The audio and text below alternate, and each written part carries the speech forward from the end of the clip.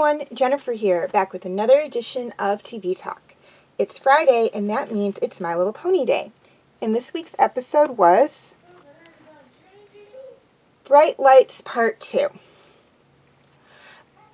Megan and the ponies, along with their new mice friends, continue the search for Baby Half-Note, Baby Heartthrob, and Baby Lofty, and soon make a discovery about the missing shadows.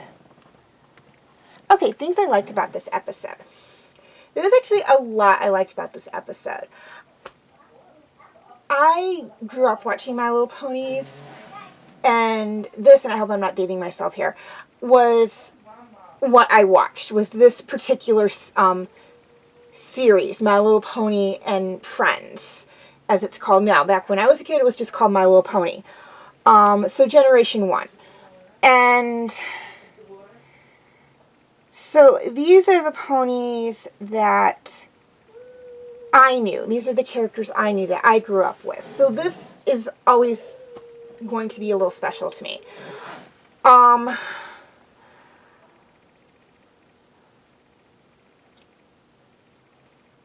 So granted, there's not going to be a lot of episodes right now that I don't like, because I know these episodes. I know them like the back of my hand. I may have to watch the episodes for these videos as a refresher, but I basically know them pretty well. So granted, there were a lot of things I liked about this. It is a two-parter, well, technically a four-parter, because it's two storylines per episode, so you get actually 4 storylines in 2 episodes. And there is that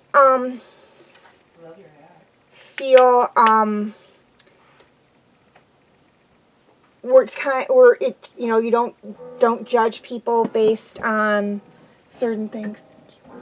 Because Megan and the other ponies made a very split-second judgment of Nightshade without having all the information on him. And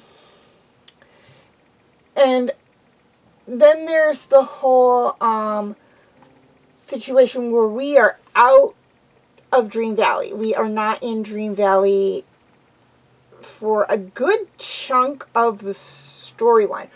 We're there at the beginning of the storyline, we're there at the end of the storyline.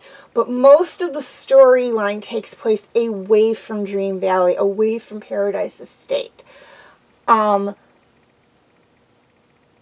So when we can explore areas that are away from Dream Valley, I kind of like that, because it shows that Dream Valley is not the only place within this world of My Little Ponies. There are other places out there. Granted, we kind of knew that from the beginning. There was the Mush Romp. There's Flutter Valley. There's Furbabia, although we haven't been back to Furbabia in a while, and I don't think we're actually going to be going back to Furbabia. There's Grundleland, but with the exception of Grundleland, I think most of that, definitely the Mush Romp, I believe, is part of Dream Valley. Flutter Valley, I know they go on a bit of a journey to find it, so I don't know if it's technically part of Dream Valley or not, if it's its own separate little area that's part of the world or not. So, but when we get to explore these areas that we know for definite are not part of Dream Valley, I absolutely love that, because it broadens the look of the area. It shows us different areas within this world beyond the rainbow where the ponies live. Okay, things I didn't like about this episode.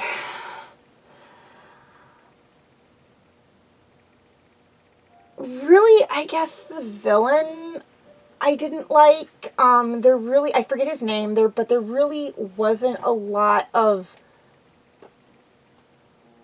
I don't want to say depth to him, because as villain-wise, You get, like, character-wise, there's depth. You get what motivates him and everything, well, to a degree. They don't really explain too much about it, but you do know why he's doing what he's doing. Same thing with his henchmen. But what I mean by there's no depth to him is that as a physical character, he's really just a big cloud, like literally a cloud. And it's, to me, it's not villainy. Especially since we've seen characters like Bumble and the Witches of the Volcano of Gloom, which did come off as more villainous in appearance. And he really doesn't. He looks more like a big old storm cloud, which to me isn't really villainous. But again, this was way back in the day. It was targeted more at younger kids, younger girls, so they were trying not to make it too scary, I guess.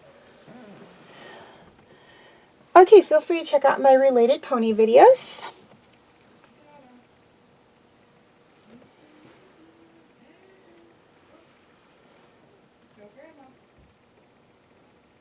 Say, Grandma, I'm coming for you, and I got the new style.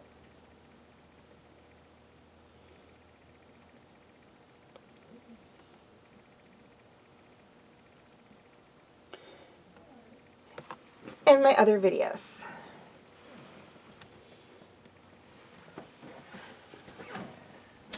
Good job, baby.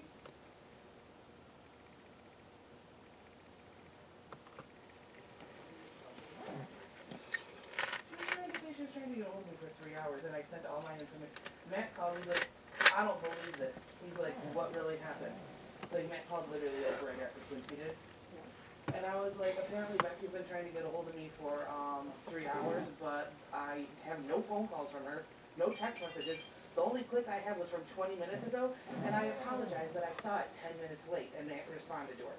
And he's just like, do me a favor. He's like, do me a favor so I can help you here. He's like, send me everything you've done today. I'm going to take her to Quincy and show her that you've been working. I go, okay. So I did. And then I just got up. That's probably Matt being like, you're fine.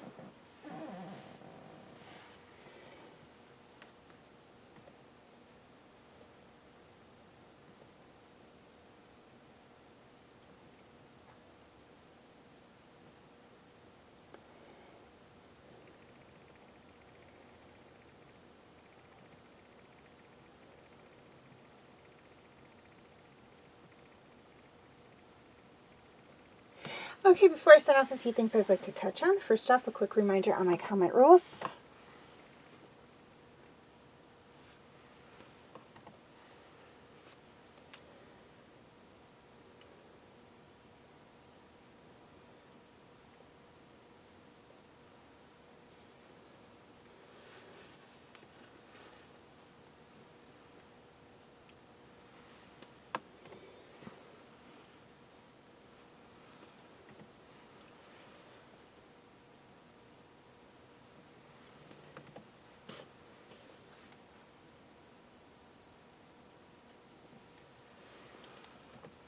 Okay, please leave your comments and questions in the comment section. I do love to read those.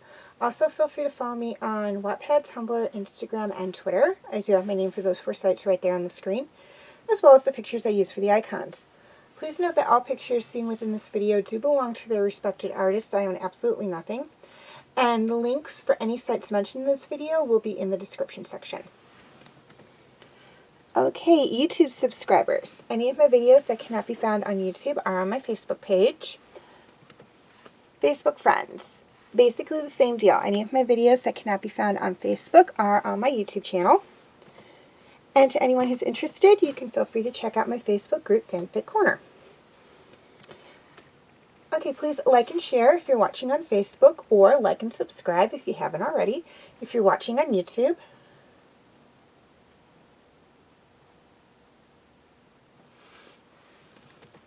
And as always, thank you for watching, and have a very nice day.